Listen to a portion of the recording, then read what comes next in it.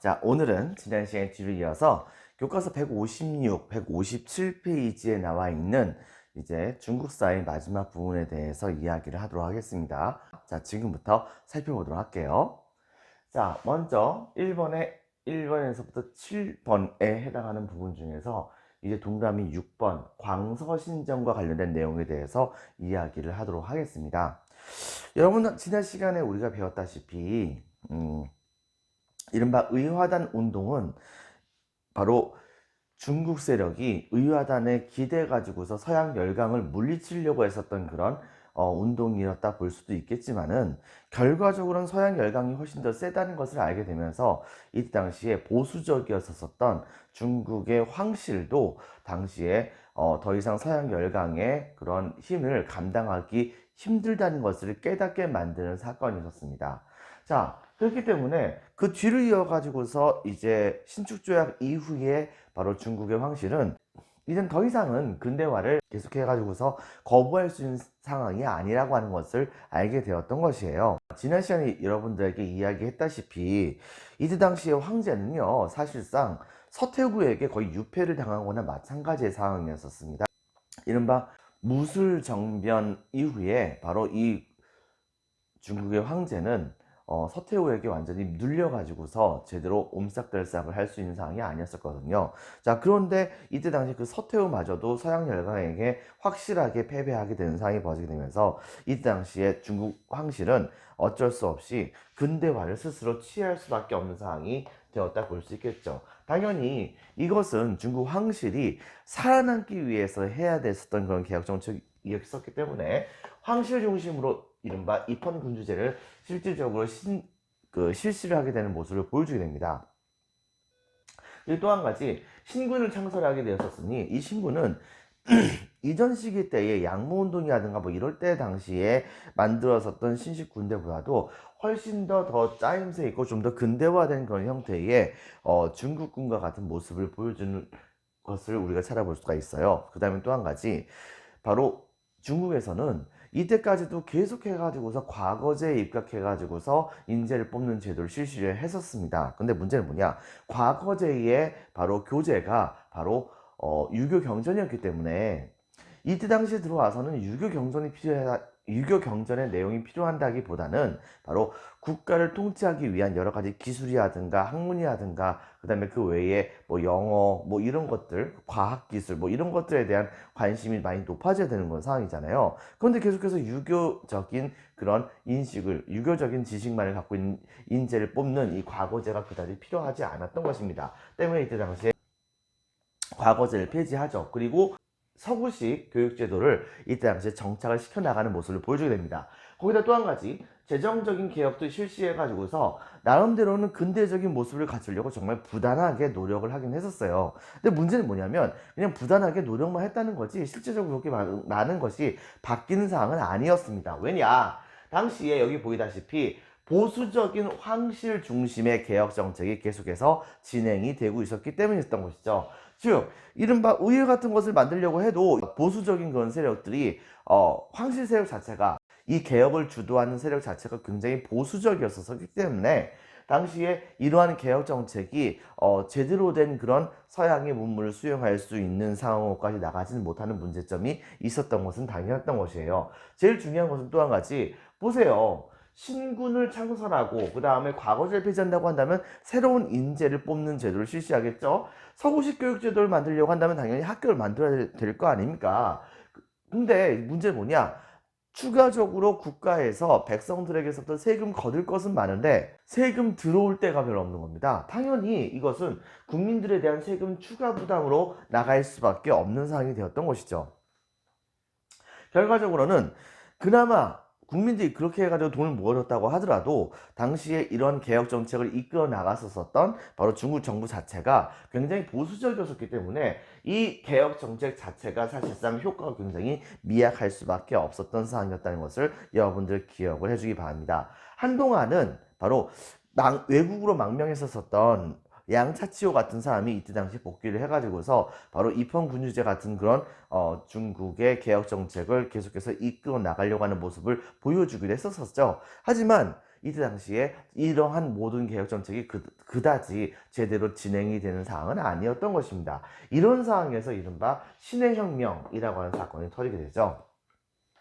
즉 배경에선요, 여기 위 보다시피 이런 광서 신정, 즉 이런 신정 개혁은 사실상 실패가 되게 되는 모습을 보여주게 됩니다. 너무 보수적이고 국민들에게 부담만 많이 지어지고 있던 상황이었거든요.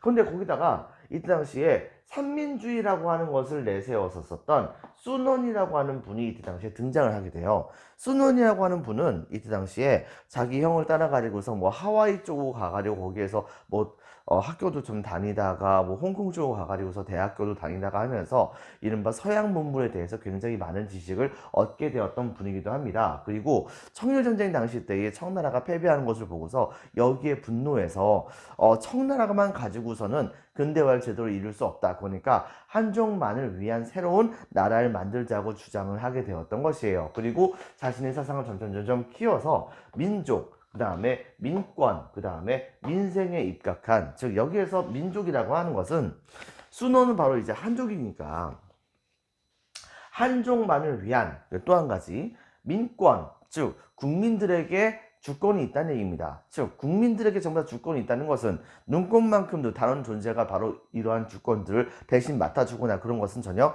필요 없다는 얘기죠. 즉 무엇을 이야기한 것이냐, 바로 공화정을 만들자고 주장을 했던 것입니다. 그 다음에 또 한 가지 민생, 바로 국민들의 생활을 좀 더 낫게 하자는 것을 중점적으로 자신의 사상으로 만든 다음에 이거를 내세워 가지고 이른바 혁명을 일으키려고 하는 모습을 보여주게 됐던 것이죠. 당연히 청나라 정부가 이 순원을 그냥 냅뒀을 리가 없겠죠. 때문에 여러 차례 걸쳐 가지고서 이 순원을 실제로 체포하려고도 했었습니다. 하지만 순원은 이때 당시에 일본이라든가 뭐 다른 지역으로 도망을 가가지고서 거기에서 간신히 목숨을 구하는 모습을 보여줬었어요. 그리고 또 한 가지, 해외 유학파에 해당되는 건 사람들이라든가 뜻이 있는 사람들을 모아가지고서 이른바 반청 단체라 부를 수 있었던 중국 혁명 동맹회라고 하는 단체를 만들게 됩니다. 그래가지고서 이 단체를 점차 키워나가고 있었고, 각 지역에서 중간중간에 청나라에게 저항을 하기 위해서 무장 봉기 같은 것을 일으키려고 하는 여러 가지 준비 같은 것을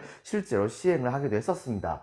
근데 그와 비슷하게 어떤 상황이 벌어졌냐면, 이른바 이 청나라 내부에서 외국에게 넘겨졌었던 여러 가지 이권 같은 것을 다시 청나라가 되사오자라고 하는 이른바 이권 회수 운동이 벌어지게 됐었어요. 근데 그때 당시에 대표적인 이권 회수 운동의 방향으로, 분야로 볼 수 있는 볼 수 있는 그런 산업이 바로 뭐냐면 철도 산업이었거든요. 자, 근데 이제 문제가 뭐가 있었느냐? 이때 당시 그래가지고서 국민들이 서로 이제 돈을 모아가지고서 여러 개의 철도 회사를 만들고, 그다음에 그 철도 회사를 통해 가지고서 철도를 중국 각 지역에서 많이 깔려고 하는 모습을 보여주게 됩니다. 근데 문제는 뭐냐면 이때 당시에 이 철도 회사들끼리 서로 연계가 잘 안 되는 거예요. 그리고 또 한 가지, 서로 협상 같은 것도 잘 안 되기도 하고, 이런 것이 있었기 때문에 결과적으로 어떤 일이 벌어졌었냐, 좀 주먹구구식으로 전국적으로 철도가 이상하게 좀 깔리는 모습이 보여지기도 했었습니다. 근데 그때 갑자기 중국 정부가 바로 국민들에게 다음과 같이 선언을 하게 됐죠. 즉 민간 철도들을 전부 다 국가의 소유로 만들겠다라고 딱 선언을 하는 겁니다. 글쎄요, 국가가 주도해가지고서 각 지역에서 주먹구구식으로 철도가 세워지는 것을 국가가 주도해가지고서 하나 연결하고 전체적으로 관리하는 건 좋은 것이라 볼 수도 있겠죠. 그리고 이것은 바로 국가가 각각의 철도 회사를 만들었었던 국민들에게서부터 바로 철도 회사의 권리라 볼 수 있는 주권, 주식 같은 것을 사가지고서, 그래가지고서 그걸로서 국가가 바로 이 철도 회사를 운영하겠다는 내용이니까 이 순수한 뜻만 본다고 한다면 나쁜 건 아니었었어요. 근데 문제는 뭐냐면 청나라 정부가 너무 신용이 없었다는 겁니다. 즉 바로 이 철도 회사를 만든 다음에 거기서 이제 나중에 나오는 수익을 가지고서 이때 당시에 국유화를 통해 가지고서 얻게 되었었던 주식의 값을 여러 번에 걸쳐 가지고서 원래 주식의 주인들에게 갚겠다라고 얘기했었지만, 청나라 정부가 그걸 입 싹 닦아버리면 끝나는 거 아닙니까? 때문에 이때 당시에 국민들이 이거에 대해서 되게 반발이 많았었어요. 근데 거기다 더불어서 청나라 정부가 당시에 바로 그러한 철도 회사들을 담보로, 그 다음에 철도를 담보로 해가지고서 해외에다가 엄청난 양에 해당하는 차관을 들여오기로 약속을 하려고 했던 것입니다. 근데 국민들의 입장에서는 기껏 해가지고서 국민들이 이권을 회수해가지고서 그래서 철도를 우리 중국이 알아서 운영할 수 있는 시스템을 구축하려고 했는데 이놈의 청나 정부는 그걸 싹 다 뺏어가지고 또 외국에다가 팔아넘기려고 하는 모습이다 라고 생각을 할 수밖에 없었던 것이죠. 당연히 이들이 이때 당시에 철도 국유화 반대 운동을 열심히 벌여지게 됩니다. 자, 그런데 여기에서 나중에 가서는 이 청나라 정부가 바로 이러한 반대 운동을 진압을 하려고 하는 모습을 보여주게 됐었고, 이것 때문에 국민들의 불만이 많이 있었을 때에 여기 보이다시피 중국 혁명 동맹회를 중심으로 했던 여러 가지 세력들이 때에 맞춰 가지고서 대대적인 이제 혁명의 기치를 올리려고 봉기를 하려고 하는 모습을 보여주게 됩니다. 원래 이제 실제로 이제 그 혁명을 실시하려고 했었던 혁명을 이제 진행을 하려고 했었던 그 날짜가, 봉기를 일으키려고 했었던 날짜가 10월 16일인가 그랬었대요. 근데 문제는 뭐냐, 10월 9일 날인가 바로 이들이 모아놨었던 여러 가지 굉장히 많은 폭약들이 일부에서 터지는 사건이 터진 거예요. 이렇게 되다 보니까 중국 정부가 이것을 되게 빠른 속도로 알아차릴 수가 있으니까 이럴 거 안 되겠다 생각을 해가지고서 이들은 이때 당시에 바로 그 다음 날인 바로 10월 10일 날 대대적인 봉기를 일으키게 됩니다. 바로 이른바 우창봉기라고 하는 곳을 시작으로 해가지고서 이 봉기가 전국적으로 전파가 되게 됐었는데, 이때 당시에 광서 신정 때 이 신군은 새로운 군대를 말하죠. 이 새로운 군대는 신식 교육을 받아야지만 이 신식 무기 같은 것을 사용할 수가 있었으니까 당연히 신식 교육을 받았던 사람들이고, 그렇게 하다 보니까 지금 현재 청나라의 정치 제도가 잘못됐다는 것을 이미 알고 있던 사람들이었습니다. 때문에 이들이 중심이 돼가지고서 이른바 우창봉기가 일어나게 되는데, 근데 이 우창봉기가 일어난 직후에 전국 각 지역에서 계속해서 다 이제 중국 정부에서부터 청나라 정부에서부터 독립을 하겠다고 하는 선언을 하게 되면서 대대적인 반란이 일어나겠다 볼 수 있겠죠. 그리고 그들은 나중에 바로 중국에서 거의 사실상 두 번째로 베이징 다음으로 중요하다 볼 수 있었던 곳, 바로 난징이라고 하는 곳을 점령을 합니다. 옛날에 태평천국 운동 당시 때 점령했었던 도시 중에 하나라 볼 수 있겠죠. 그리고 그 다음에 이들은 바로 중화민국이라고 하는 공화국을 이때 당시에 설립을 합니다. 근데 이제 문제는 뭐냐면 이때 당시에 순원은 1911년에 해외를 돌아다니면서 바로 중국의 혁명파들을 지원해달라고 세계 각국들에게 호소를 하고 있는 과정이었는데 진짜 혁명이 일어난 거예요. 그래가지고서 이들은 이때 당시에 순원을 초대를 해가지고서 순원은 바로 귀국을 한 다음에 바로 그 자기를 초대했던 세력에 의해서 임시 대총통의 자리로 올라가게 되었던 것입니다. 그리고 또 한 가지 공화정을 이루게 되었다고 볼 수 있겠죠. 그 해가 바로 이제 사실상 거의 1912년에 해당되는 그런 해였습니다.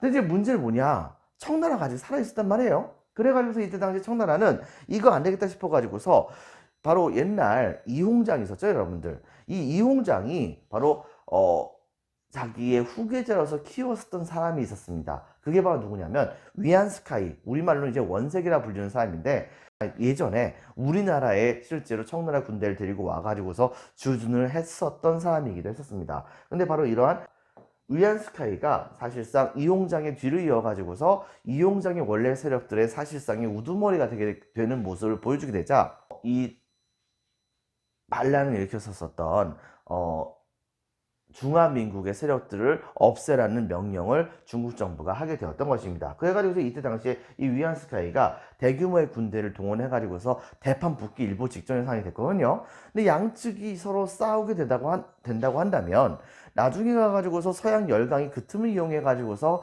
바로 중국을 침공하거나 하는 그런 사건이 벌어질 수도 있고, 그 다음에 이때 당시에 전쟁을 해나가는 과정 중에서 중국인들끼리 굉장히 많은 사람들이 죽을 수도 있는 거 아니겠어요? 이러다 보니까 이때 당시에 순원은 뭐라고 얘기했냐면, 위안스카이요, 바로 그대가 만약에 우리와 같이 손을 잡고서 바로 청나라를 멸망시키게 된다고 한다면 우리 중화민국의 대총통이 된 나 순원은 바로 나의 자리를 그대로 그대에게 물려주도록 하겠다. 다만 이후에 이 중화민국을 공화국으로만 만들라고 약속을 해달라라고 하는 요구를 하게 됩니다. 결과적으로 위안스카이가 이것을 받아들여요. 결과적으로 청나라 입장에서 뭐냐? 바로 중화민국을 진압을 하라고 위안스카이를 보냈는데 이 위안스카이가 중화민국과 같이 손을 잡아가지고서 청나라를 멸망시키는 아이러니컬한 상황이 되게 됐던 것이죠. 다만 위안스카이는 한 가지 약속을 받아냈습니다. 그것은 뭐냐면 멸망하게 된 청나라의 황실에게는 계속해 가지고서 국가적으로 막대한 양에 해당하는 연금을 주기로 약속을 했고요. 그 다음에 또 한 가지 바로 어느 정도 대접을 해주기로 약속을 하기도 했었습니다. 이거에 입각해 가지고서 결과적으로는 바로 위안스카이가 총통으로 등극을 하게 되면서 청나라는 역사 속에서 사라지게 됐던 것이죠. 자, 이렇게 되게 되면서 중화민국이라는 나라가 중국 전역을 장악을 하게 됩니다. 문제는 뭐냐? 이 위안스카이가 약속을 안 지켰다는 거예요. 위안스카이는 야심만만한 사나이였었습니다.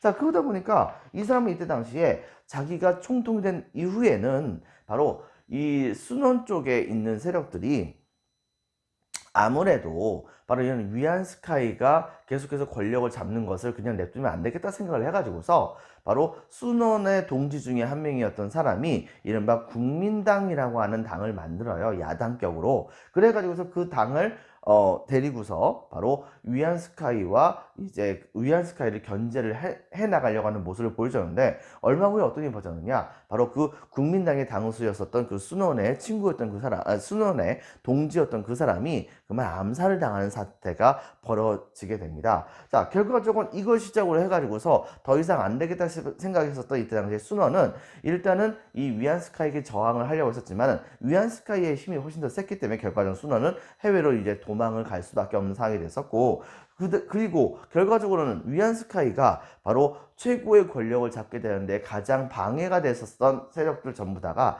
쫓겨나게 되게 되자 위안스카이 이때 당시에 스스로 혁명파를 탄압하면서 자기가 직접적으로 황제가 되려고 딱 마음을 먹었었어요. 근데 문제는 뭐냐면 남도 준비를 열심히 하고 있었는데 심지어는 위안스카이의 부하들마저도 위안스카이가 황제가 되는 것을 반대하는 겁니다. 그러다 보니까 이것 때문에 약간 좀 고민을 많이 하고 있었던 이때 당시 위안스카이. 근데 전 세계에 있는 여러 개의 열강 국가들도 전부 다 위안스카이에게 황제는 되지 말아라 이런 식의 얘기를 하게 되니까 결과적으로는 스스로 난 이게 그렇다고 한다면 황제 안 할래 라고 하면서 대외적으로 선언을 했어요. 근데 문제는 뭐냐? 그렇게 얘기를 했음에도 불구하고 위안스카이에 대한 인기가 말 그대로 바닥을 치게 되었었고 그 다음에 또 한 가지 위안스카이 말 도무지 못 믿겠다라고 하면서 각 지역에서 막 반란이 일어나는 사태가 벌어지기도 했던 것입니다. 때문에 이때 당시에 황제가 되겠다라고 하는 그런 얘기를 안 한 지 얼마 되지 않아서 몇 달 지나지 않아서 갑작스럽게 위안스카이가 죽게 됩니다. 문제는 위안스카이의 실질적인 후계자라고 볼 수 있는 사람이 없었다는 거예요. 이러다 보니까 이때 당시에 베이징의 군벌 정부 즉 위안스카이의 부하들 중에서 힘세다고 생각되었던 여러 각 지역의 바로 장군들이 자기 소속 하에 있었던 군대들을 데리고서 각 지역의 세력으로 남아있게 되면서 자기네들끼리 치열하게 싸움을 벌이면서 전체를 차지하려고 하는 야욕을 부리는 이른바 중국에서는 암울한 시대 중에 하나죠. 이른바 군벌 정부가 중화민국을 주도하는 군벌의 시대로 넘어가게 되었다라고 하는 것을 여러분들 기억을 해주기 바랍니다. 순원도 남쪽 지역에 바로 여러 개의 군벌들이 하나로 뭉쳐가지고서 정부를 구성했었는데 그 정부에서 쫓겨났다가 다시 들어왔다가 하는 등의 수모를 당하면서 이제 활동을 해나가는 모습을 보여줬다 볼 수 있겠죠. 자, 그래가지고서 내용은 여기까지만 이렇게 설명을 하도록 하겠습니다. 자, 그렇다고 한다면 여러분들 프린트는 이제 몇 페이지 보냐면 23페이지 보도록 하세요. 자, 동그라미 6번 광서신정. 광서신정은 별표 칠 필요는 없습니다. 그냥 넘버링만 하겠습니다. 동그라미 1번 황실. 황실 중심으로 입헌 군주제가 도입되고 동그라미 2번 신군이 창설됩니다. 동그라미 3번 과거제가 폐지되죠. 동그라미 4번 서구식 교육제도가 수용됩니다. 하지만 오른쪽에 보면 밑줄 치겠습니다. 동그라미 1번 황실이 보수적이어서 근대적인 개혁의 효과가 미약했고 동그라미 2번 개혁자금 구실로 세금을 추가 부과하여서 각 지역에서 반발을 일으키게 되었다는 것을 기억을 해주기 바랍니다. 그 다음에 별표 2개치입니다. 신의 혁명. 자, 배경에선 동그라미 1번 신정개혁이 실패가 되죠. 그리고 동그라미 2번 빈칸 해주겠습니다. 삼민주의. 오른쪽에 보면 민족, 민권, 민생 전부 다 민자로 시작되죠. 그래서 삼민주의라고 합니다. 이런 삼민주의를 내세웠었던 누구라고 했었죠? 바로 아래 계신 분이죠. 순원.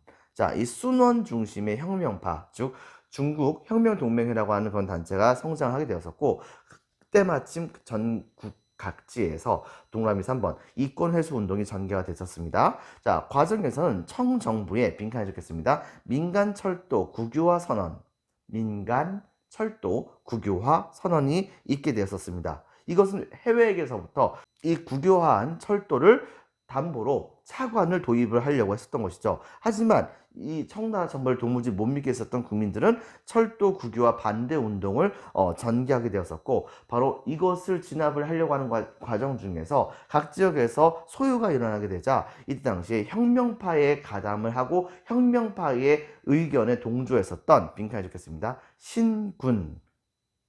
신군의 무장봉기가 일어나게 됩니다. 이른바 우창봉기가 바로 그것이라 볼 수 있겠죠. 자, 결과에서는요, 별표 2개치입니다. 동그라미 1번 난징을 점령하고, 동그라미 2번 빈칸에 들어갈 말 바로 순원입니다. 순원. 이 순원을 임시 대총통으로 하는 빈칸에 적겠습니다. 공화정 체제의 중화민국 수립. 동그라미 3번. 자, 혁명을 진압하기 위해서 파견한 빈칸에 적겠습니다. 위안스카이가 혁명파와 손잡고서 청을 멸망시킵니다. 동그라미 4번 위안스카이가 총통직을 이어받게 됐죠. 순원이 양보했던 거죠. 하지만 이후, 자, 동그라미 1번 위안스카이가 혁명파를 탄압시키고, 동그라미 2번 황제 즉위를 시도하게 됩니다. 빈칸에 적겠습니다. 황제. 하지만 이것도 실패하고 이때 당시에 전국이 전부 다 위안스카이를 비웃고 따르지 않으려고 하는 모습을 보여주게 되자, 여기에 이것 때문에 시리에 잠겼었던 이때 당시에 위안스카이는 나중에 가선 이제 그 병이 깊어져 가지고서 죽게 되었다고 하죠. 하지만 문제는 그 후계자가 없었기 때문에 동그라미 3번 베이징에 빈칸에 적겠습니다. 군벌 정부가 중화민국을 주도하는 군벌의 시대가 초래하게 되었다 라고 하는 것을 여러분은 기억을 해주기 바랍니다. 자, 확인하기 별표 2개 한번 쳐주겠습니다. 자, 도표를 한번 볼게요.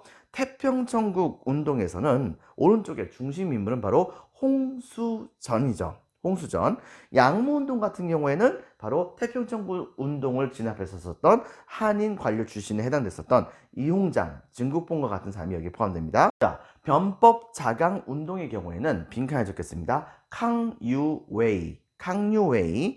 그 다음에 한 명을 더 한다면요, 여러분들 바로 량차치오 혹은 양계초라고도 합니다. 그 다음에 의화당 운동의 경우에는 바로 백년교도 중심이라고 하죠. 종교단체였었다는 걸 기억해 주고요. 그 다음에 신의 혁명에서는 이거 주도했던 사람이 누구라고요? 바로 순원. 자, 그 다음에 배경, 목적, 이것은, 자, 태평천국 운동의 경우에는 1번 청조에 대한 빈칸을 적겠습니다. 한 적어주세요.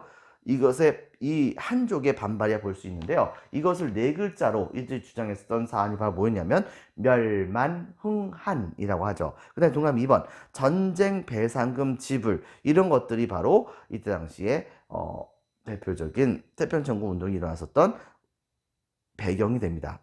자, 양무운동의 경우에는요, 바로 서양의 근대 기술을 수용하면서 빈칸을 적겠습니다. 부국 강병을 꾀했었다. 여러분, 이것을 바로 네 글자의 단어로 뭐라고 할까요? 중국의 정신 내려놓고 서양의 기술만 수용하겠다. 바로 중체서용이라고 합니다. 중체서용. 자, 그 다음에, 자, 변법자강 운동에서는요, 빈칸을 적겠습니다. 양무운동의 실패를 극복하기 위함이었었다. 그래서 이때 당시에 이 변법자강 운동의 경우에는 일본의 메이지 유신 급격하게 머리끝부터 발끝까지 싹 다 바로 서양의 문물들을 수용하려고 했었던 일본의 개혁 정책, 근대화 정책을 본받아 가지고서 바로 변법자강 운동이 실시됐다는 걸 기억을 해주고요. 의화당 운동의 경우에는 열강의 침략이 강화되게 되자 이것 때문에 열받아서 국민들이 들고 일어났던 사건이죠. 그 다음에 신의 혁명은 빈칸에 적겠습니다. 철도의 국유화에 반대해서 시위가 전국적으로 확산됐다는 점. 자, 태평천국 운동의 경우에는 목표, 이 내용은 무엇이냐? 동그라미 1번, 첫 번째 남녀 평등을 주장했었죠. 그 다음에 동그라미 2번, 바로 토지의 균등 분배를 주장하게 됩니다. 이것은 바로 그리스도교의 평등 사상에 입각을 해가지고서 이때 당시에 이들이 주장했었던 대표적인 사안이라 볼 수 있겠죠. 3번에는 악습을 철폐하는 것이 있었으니 전족 같은 것을 폐지했다라고 하는 것도 여기에 포함된다 볼 수 있겠습니다. 양무운동의 경우에는요, 주로 서양이 가장 부러웠던 것이 뭐였냐면 군대고 그 다음에 무기였기 때문에 바로 서양의 군대와 무기를 그대로 본따서 1번에 보면은 빈칸 읽겠습니다. 군수산업. 자, 군수 적어주세요. 군수산업을 육성시키고 그 다음에 이번에 근대 기업을 설립하는 모습을 보여주게 됩니다. 근데 여기서 바로 이 변법자가 운동의 경우에는 일본의 근대화 방식을 그대로 본따와서 중국에다가 입헌군주제를 도입을 하려고 했었죠. 결과적으로는 100일 만에 쫓겨나긴 했었지만요. 그리고 의화당 운동의 경우에는 바로 열강을 물리치기 위해선 청나라 정부를 키워야겠다는 생각에 국민들이 이때 당시에 청나라 부흥운동을 펼친 겁니다. 그래서 이들이 내세웠던 구호가 바로 네 글자죠. 바로 부청멸양. 부청멸양이라고 하죠. 그 다음에 신해혁명의 경우에는요, 바로 청조 멸망을 주장하게 됩니다. 청조 멸망을 실시하려고 했었고, 그 다음에 결과적으로는 중화민국을 수립하게 됩니다. 자, 결과를 볼까요? 의의나 결과를 보겠습니다. 태평천국 운동의 경우에는 1번 근대적인 민족 운동이라고 하는 이제 의의가 있고요. 그 다음에 두 번째 근대화의 방향을 제시를 했었다고 하는 그런 측면이 있었습니다. 약간 좀 서양의 것을 본따 썼기 때문에 서양의 바로 정신세계를 본따 가려고 하는 모습이 있었다는 것을 기억을 해주기 바랍니다. 양무운동의 경우에는요, 빈칸 읽겠습니다. 청일. 자, 청일전쟁의 패배로 실패했음이 결과적으로 드러나게 되면서 양무운동은 역사 속에 뒤안길로 사라지게 되죠. 변법자가 운동의 경우에는요, 결과적으로는 서태후를 중심으로 했었던 보수파에 반대로 해서 결과적으로 실패하게 됐었고요. 의화당 운동 같은 경우에는요, 바로 서태후의 청나라 정부가 의야단을 가담을 해가지고서 서양 열강에게 선전포고까지 했었지만 이른바 8개국에 해당하는 바로 외국 군대들이 바로 쳐들어와 가지고서 결과적으로 이들을 밟아버리게 되었었고, 결과적으로 이 청나라 정부는 외국의 군대가 청나라에 주둔하는 것을 허용해 줄 수밖에 없을 정도로 엄청나게 그 힘이 약화가 되게 되면서 엄청난 수모를 당하게 되었다고 우리가 볼 수가 있겠습니다. 그래서 보면은 외국 빈칸 읽겠습니다. 외국 군대 주둔을 허용하게 되었다. 그리고 신해혁명의 경우에는요, 바로 아시아 최초로 빈칸 적겠습니다. 공화정이 수입되는 모습을 보여주게 됩니다. 자, 여러분들 수고 많으셨습니다. 오늘은 이 정도까지만 하도록 하겠습니다. 수고 많았어요. 다음 시간에 봅시다. 감사합니다.